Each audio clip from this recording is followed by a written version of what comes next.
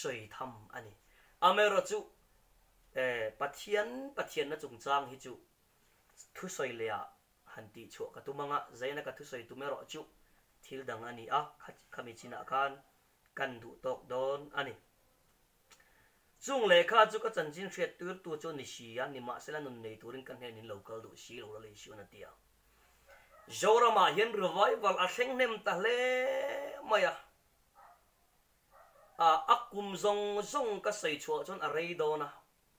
harna kan tia revival kan tia kan be kan lime me ma tun kum ni kum thum kum nga travel niang chu polaral om love chunga po chuan kel kang lim na kan tia kan lim mu pa kan be mu pa ni masala kum sang ni le som ni lo thlen meu chuan chu talam na sa po chu eng kan lo ni le to lo wa kan lo chak lo le to sualin min lo ne le to thina chu wangin harna kan chan jin ngai to ro chon pathian thu ta ka hen zoram hi kan har thar tel lawa thil mak lom na le amak lam pang zong li rin kan har aboi thak ta ni thokhat lai po van tir ko le la li su ka khoi amo kanin lar tira mun pakadami phei chu la li su ain lar an tina ka han kal velong banga hian isua melang deu hi lo langa ni ma sela spotlight eng rong emoni na rambu polythene abul velami aloka he deu chumi tha bangaron reflect level isua ang takin rambo kharon langa lal isua monti an trapa an trong chaya ma se ani na takan zan chu chon rambo polythene lo ni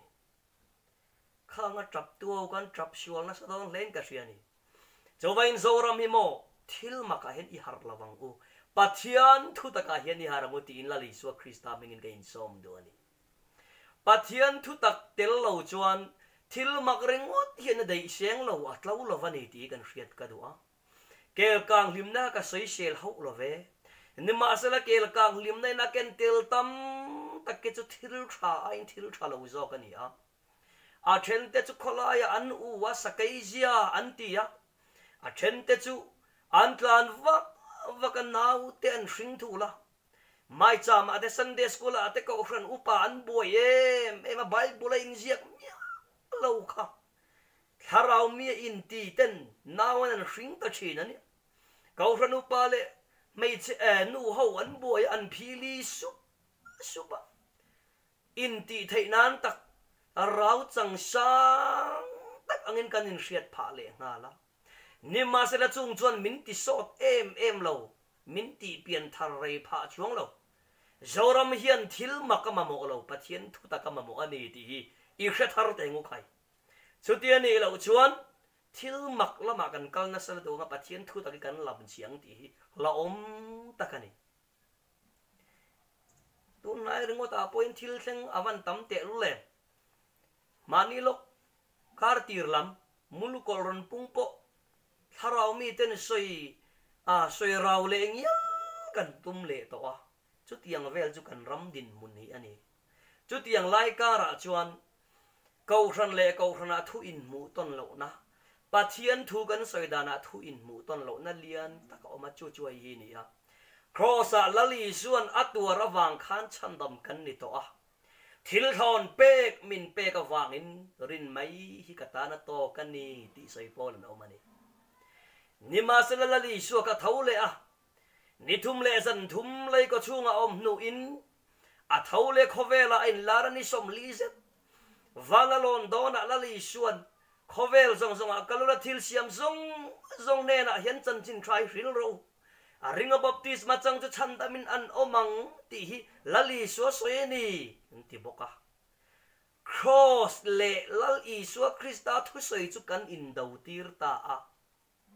Calvary lali so Krista thishen le baptisma hi kan in do tir kan in sual tir me kani UPC versus Trinity te WhatsApp le Facebook a chun jan zomin unricher chara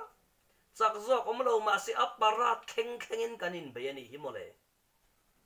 a thren la fake account na changa huai tok chau an ni boka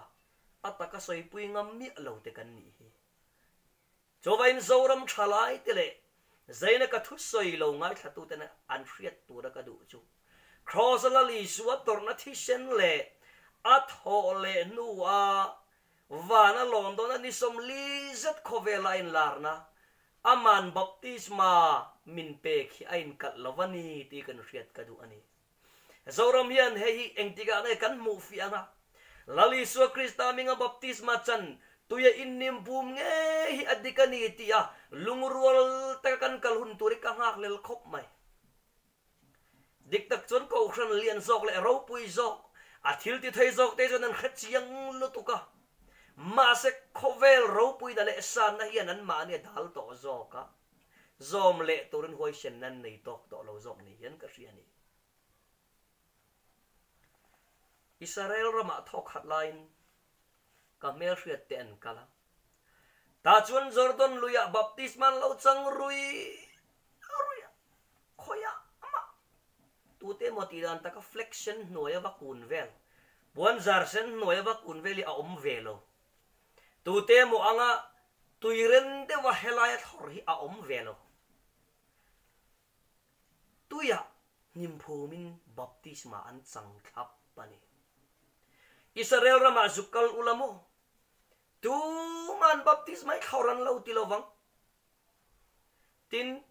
edi za som nga hun lai velami to kha archaeologists tenan lai chu ka Jerusalem mun za som nga lai a baptisma chan na khur akuang khur hi fit ruk azaw te fit li awang te khatiang azaw te kha an lai chu ka ni chutiang ani laya zoram Christian Kousan lian zok ten adik reng hi zom theilawa a soi sel zong le a pe hel zong ta pathian thu kan kalpui hi chu adik lovani in ngai to harte mu khai pathian thu imo ani na ang taka zom ngam na a hlu a nun na ina thok thin ani Israel fa tan na pathianin sertan apek khan elalpa anadu e mei sherkat chu kan thailo kan dul mul kan lo kat zo ka nge kan chon mul kan lo kat zo ka nge kan dul vun kan lo hlek hlek ka nge kan kutin kan lo hlep zo ka nge ai atan anti ve ngai lo ai o an zong ve ngai lo pathian thu chu ani na ang takin an poma an servun mor an tan top mai ni Zoram Christian ang lo takin an huay pathian thu ka ani na angin an pom ngama aklut bel ani Juwen lali so Krista kantan Calvary cross atwara na thisen lutak may zara nang le kain zalen na kan lo muwa chung mi zalen lali so Krista thisen na ati zalen Hebrai bung ni chang som le palia thina thu nei tu diabol ati tlom theina tu rin atia wangin lali su Krista ti sen kan min sal bet tu diabol aron ti tlom ani ti kan hriata tha chu thi sen awang chon nang le ke zalen na kan lo muwa chung mi zalen to te chu lalpan chan dan na tur tana Calvary cross athia du tok lovin athia phumina oma athau le a nisomli khovela in larna khan aring baptisma chang chu chandamin an omanga aring lower ojo thiam lo changin an omang ti hi lalpa pathian thu chu kani marka bung som le paruk chang som panga som paruka ain jia kani chung chu ani laya baptisma le cross thisen in do tir tlat tum nei tu theology nge tu ti dan nge ti hi kan hriat ka du ani chu mi tel lo chuan chandam na om thelo atang ko pani ti zoram hian kan hriat a tha